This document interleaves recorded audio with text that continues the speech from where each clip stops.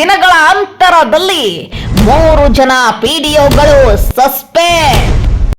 ಒಬ್ಬ ಪ್ರಭಾರ ಇಒ ಮನೆ ಮೇಲೆ ಲೋಕಾಯುಕ್ತರ ದಾಳಿ.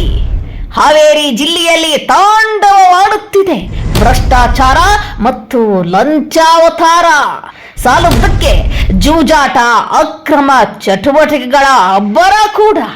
ಏನಾಗ್ತಿದೆ ಹಾವೇರಿಯಲ್ಲಿ? ಎತ್ತ ಸಾಗುತ್ತಿದೆ ಅಧಿಕಾರಿಗಳ ಆಡಳಿತ? ಪಂಚಾಯಿತಿ ಅಭಿವೃದ್ಧಿ ಅಧಿಕಾರಿಗಳಿಂದ ದುರುಪವಾಗುತ್ತಿರುವ ಮಹಾತ್ಮ ಗಾಂಧಿ ನರೇಗಾ ಯೋಜನೆ. ಬಡಪಾಯಿಗಳಾದ ಫಲಾನುಭವಿಗಳು.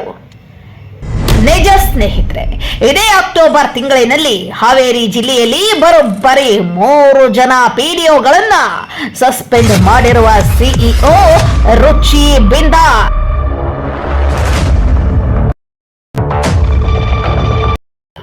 ಒಂದು ಹಾವೇರಿ ಜಿಲ್ಲೆಯ ರಟ್ಟಿಹಳ್ಳಿ ತಾಲೂಕಿನ ಆನಜೆ ಗ್ರಾಮ ಪಂಚಾಯಿತಿಯ ಪಿಡಿಒ ಬಸವನಗೌಡ ಪಾಟೀಲ್ ಕರ್ತವ್ಯ ಲೋಪ, ಅಧಿಕಾರ ದುರ್ಬಳಕೆ, ಈ ಸತ್ತು ನೀಡಲು ಲಂಚ ಸ್ವೀಕರಿಸಿ ಸಸ್ಪೆಂಡ್ ಆಗಿದ್ದಾನೆ.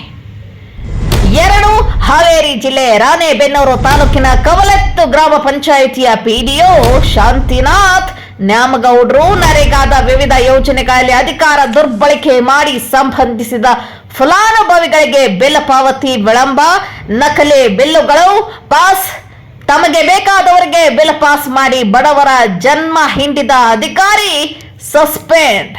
3 ಹಾವೇರಿ ತಾಲೂಕಿನ ಯಲಗಚ್ಚು ಗ್ರಾಮ ಪಂಚಾಯಿತಿ ಪಿಡಿಒ ಮಾಬುಸಾಬ್ ಸರ್ಕಾರದ ಯೋಜನೆಗಳನ್ನ ಮತ್ತು ಗ್ರಾಮ ಸ್ವಚ್ಛತೆಯಲ್ಲಿ ನಿರ್ಲಕ್ಷ್ಯ ವಹಿಸಿ ಸಾರ್ವಜನಿಕರಿಗೆ ಸಮರ್ಪಕವಾಗಿ ಯೋಜನೆ ತಲುಪಿಸುವಲ್ಲಿ ಕರ್ತವ್ಯ ಲೋಪವೆಸಗಿ ಸಸ್ಪೆಂಡ್.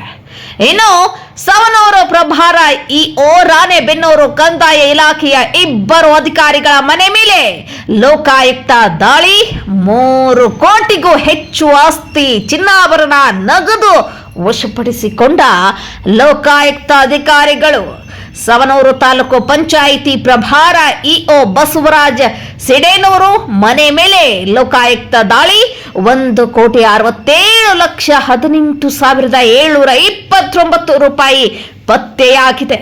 ರಾಣೆಬೆನ್ನೂರಿನ ಕಂದಾಯ ಇಲಾಖೆಯ ನಿರೀಕ್ಷಕರ ಮನೆಯಲ್ಲಿ 1,35,96,462 ರೂಪಾಯಿ ಮೌಲ್ಯದ ಆಸ್ತಿ, ಚಿನ್ನಾಭರಣ, 2 ಸೈಟ್, 11 ಎಕರೆ ಜಮೀನು ಪತ್ತೆಯಾಗಿ ತನಿಖೆ ಮುಂದುವರೆದಿದೆ.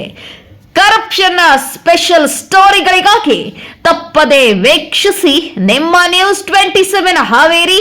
ಮುಂದಿನ ಸಂಚಿಕೆ